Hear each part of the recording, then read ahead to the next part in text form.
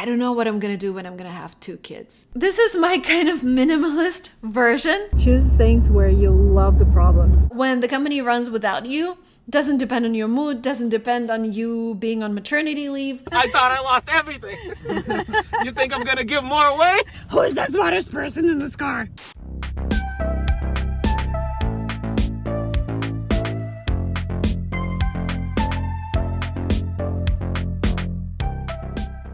Hey guys, this is my project management tool. Today we're gonna talk about me being super scared of becoming, well, not super scared, but like, I don't know what I'm gonna do when I'm gonna have 2 kids. With 1 kid, I'm now used to it. We get help.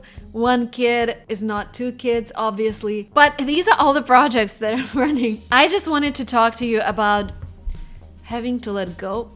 Some of them, this is already like a new version. And I'm just gonna talk about my logic behind what's gonna stay in my life and what's gonna disappear, and we're gonna look through this whole thing and see what's going on with my life. So I'm a YouTuber and I'm an entrepreneur. I get some comments on this channel that I'm not an entrepreneur, but I guess it's up to people to decide whether you're an entrepreneur when you have 2 companies that one of them is like over 6 years, another one, well, it's kind of new one, but over 2 years. Anyways, they've been generating profit. So I think I'm an entrepreneur, and also any YouTuber who just starts their journey on their YouTube channel as an entrepreneur. So I'm gonna make a separate video about who's on the team and how I run those things. But now I'm just gonna go through the amount of hours I spend to run different things. So first of all, we have this channel, Silicon Valley Girl. And I think this is one of my, I've already told you, one of my favorite things to do is chat to you guys and talk about productivity, business, running a YouTube channel, and just being a mom. Normally, I would spend 3 hours on it, and it's a top priority. And my goal with this channel is to be closer to you, add more vlogs, add more transparency to what's going on. And this is one of the videos where I try to add transparency, because I just want you to see how many hours I work per week. Of course, the first 6 weeks when I get 2 kids, I'm gonna take some time off. Once I'm back, this is what my schedule is gonna look like. Lingua Marina is my another channel, which actually takes just 1 hour a week, just because I've delegated almost everything. So with this channel, I am creating topics myself. All of those scripts are done by myself, but with that channel, I get help with scripts, so I can sit down and create 6 videos in a day and then post them through 6 weeks. So it's just 1 hour a week. Then I have my Russian channel, which is very similar to this one, where I just create everything myself, so it's 3 hours a week. And then I have Instagram, where I post every day. And Instagram, it used to be this tool where I would be like, oh my God, here is this huge post, and I'm writing about this, this, and that. And I would do a post in two languages. I would do a post in English and in Russian, and I would do stories every day. Now I'm like, I don't want to put too much effort in it, because I feel that if I want to create something valuable, I'm a lot better off creating a video for YouTube, just because I enjoy YouTube so much. And this is my format, video format, and texts. I like them, but it's not something I would focus on. So I'm saying no to Instagram style that I used to have before. Now it's going to be just relaxed mom content.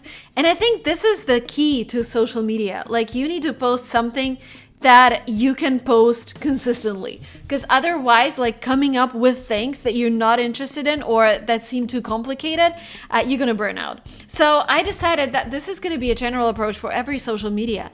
Like, I don't care what the algorithm expects of me. I don't care what I should create to support my image. I'm just gonna create something that I feel is right, that I feel is gonna bring value and make me happy, because this kind of content is really, really easy to produce.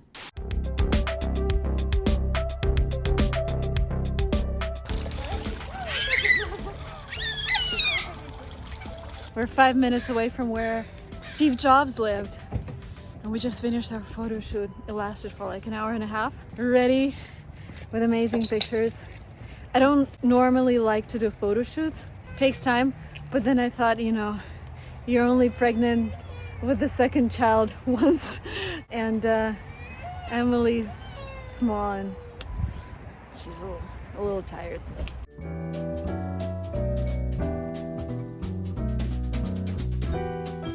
We quickly went to Whole Foods Market here in Palo Alto. Palo Alto is my second favorite place in Silicon Valley after Los Altos Hills. When we were traveling from one place to another, we stayed here at an Airbnb at Crescent Park, and when I was looking for houses, I had a Zillow filter on Crescent Park in Palo Alto, Old Palo Alto, and Los Altos Hills. And now we're in Los Altos Hills, but living here was also an option, and I like it here a lot. The vibe is, it's different. It's like younger.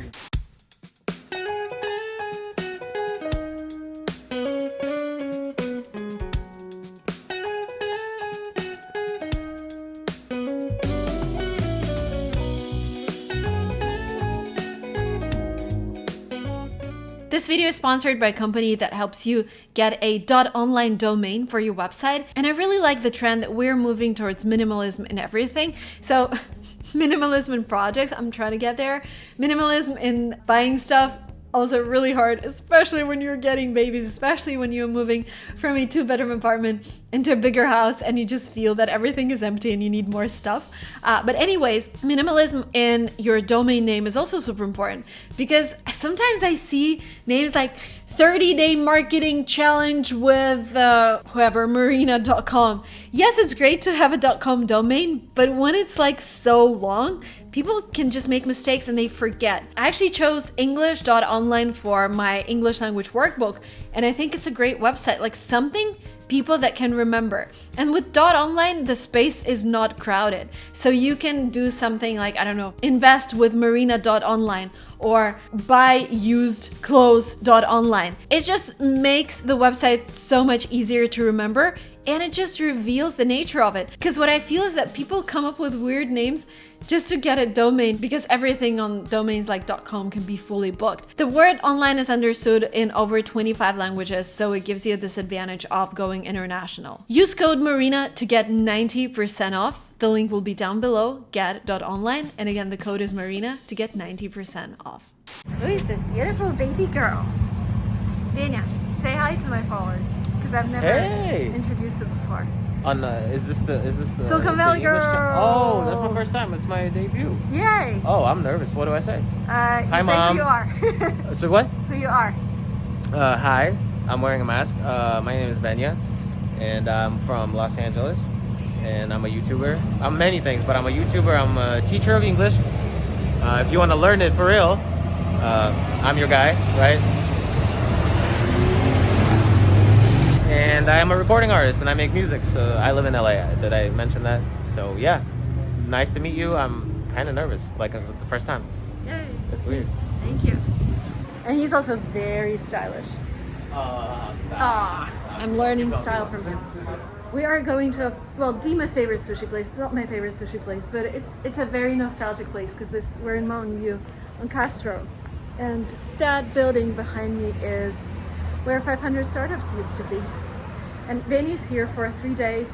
We do this because we create courses for LinguaTrip together. So he comes over and we brainstorm and we create content, and we think about the next courses, what that we should produce, and just hang out, have fun.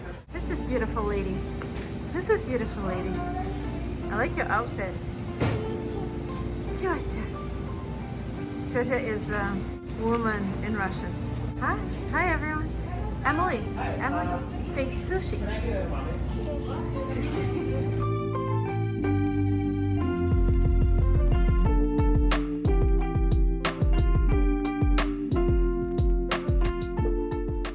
Then I have Bilibili, which is a Chinese YouTube. Super easy. I just hired a person to do that for me. So she repurposes my content from Lingua Marina channel.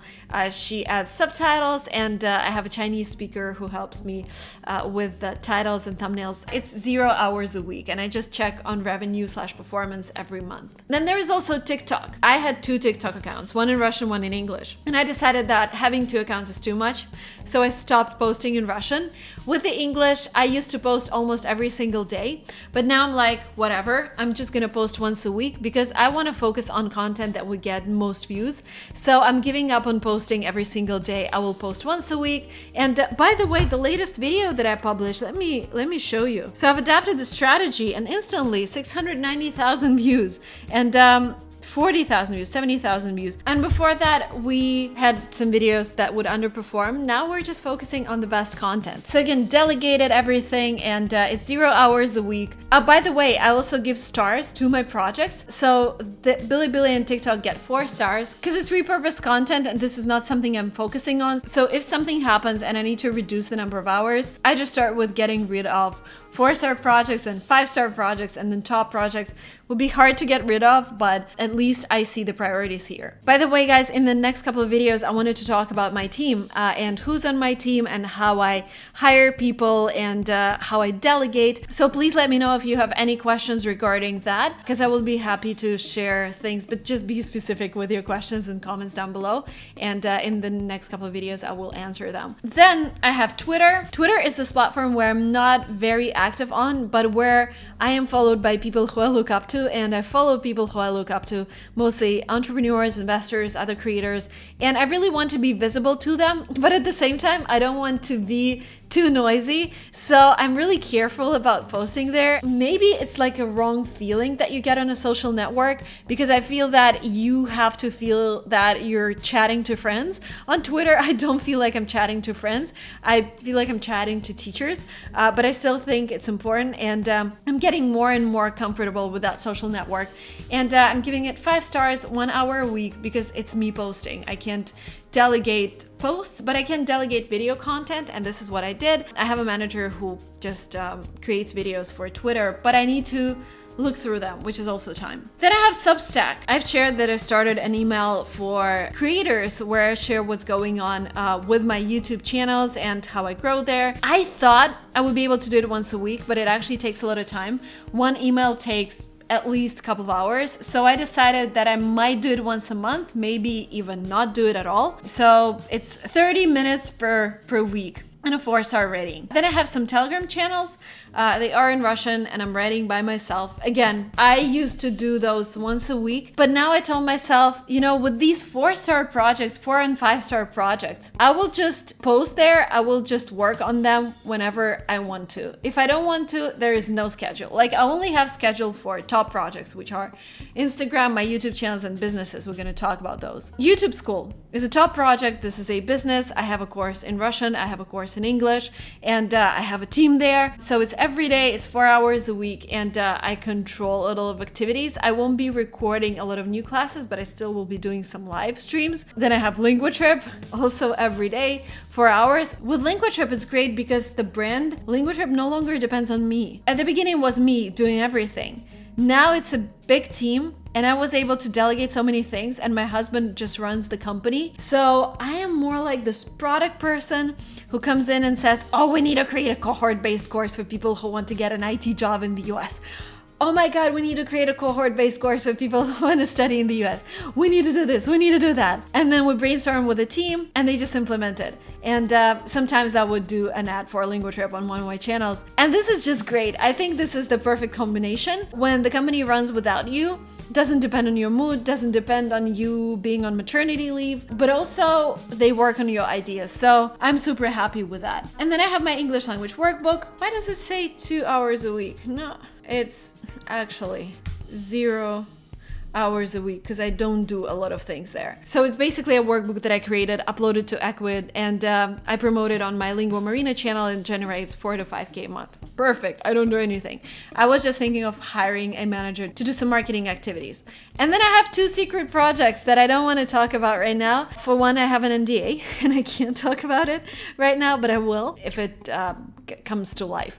And the second one, I'm actually working on my own app for creators, but I really want to start talking about it when it's ready, because I don't want to be like blah blah blah, I'm doing this and that, and then if we never publish. So with that secret project, I found a team who's gonna code it. Before my maternity leave, I'm gonna work on the mock-up with them. It's almost ready, and then I'm taking 6 weeks off. They're coding, and then when I'm back, I'm gonna send it to YouTubers who took my course, and we're gonna start testing. So in general, here we have 28.5 hours. This is my kind of minimalist version. If we filter by social media, we're gonna have 14.5 hours. And if we're gonna filter by business, we're gonna have 14 hours. So it's basically equal. And this is what I feel really reflects what I'm doing, both as a YouTuber and an entrepreneur.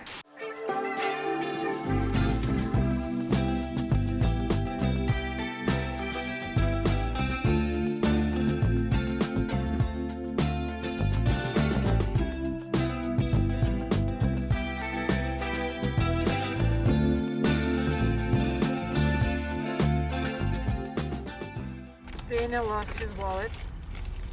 But the benefit of being a creator, every problem is a script for a video. I know. So instead of looking for his wallet, he's gonna vlog. No.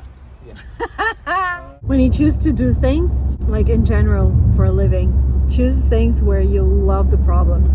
And I like that being creator means that your problems are pieces of content, things that you learn from, and then you can share this knowledge. And it's just easier to love your problems as a creator because you know how to act upon them. And you know that going through something and getting experience can be useful for others. We came to look for a wallet. There are chopsticks that Emily played with. They're still on the floor. So nobody cleaned anything. We came to a place where we had sushi before. We were supposed to go to Costco. I am so smart. I just told him. I googled his name. The second link was to his Facebook, and I told him to check his messenger. And he checks his messenger, and it says, "I found your wallet." Oh my god! Who is the smartest person in this car? It just says, You need to get a private investigator license in California because her hunch turned out to be what "Do you I think needed. you would have ever checked your Facebook?" No, I don't go on Facebook. It's for old people and stuff. So you would have gone through the whole process of renewing everything and blogging. Probably. I was ready to call my bank and be like, "Hey, my card was stolen." Wow. Yeah. I'm just so glad people are so kind. Because I had this situation where I lost my wallet at the farmer's market and it didn't have any ID. It just had $200 cash. And they returned it. They were actually looking for me at the farmer's market, and then I found the guy who ran the whole thing. And it's just amazing. It's just amazing how great people are. Yeah? Yeah, Emily.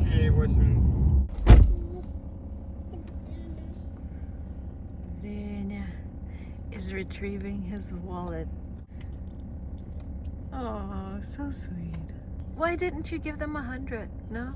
He tried to give them 100 and they didn't take it, right? No, You should send them a gift card. I will. I don't know. This is what I did. I was like, I thank thought you so were much. checking if everything is inside. Like, No, oh. I was like, thank you so much. I was freaking out. She was like, oh yeah, perks of technology. I was like, yeah, my friend actually was like, check your Facebook, and I'm like opening it, and I'm like, oh, I was like, where's the second one? Wait, they took it somehow. No. I was like, here. And she's like, no. I was like, oh, okay. Fine. So you weren't too persuasive. You're like, okay. I mean, can you blame me? Yes. I thought I lost everything. You think I'm gonna give more away?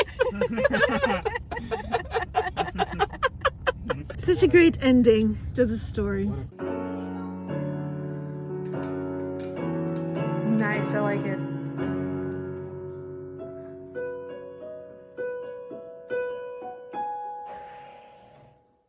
That's Emma's reaction.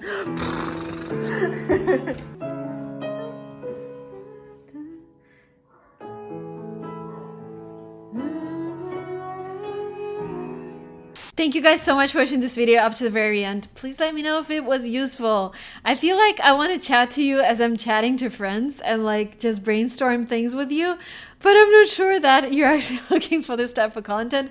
So we'll be really looking forward to reading your comments. Just let me know if this is useful, if this helps, and ask me questions about delegating. This would really help me make videos more educational and more actionable for you as well. Thank you so much. If you're not yet subscribed to this channel, hit the red button, subscribe. I will see you very soon in my next videos. Bye bye.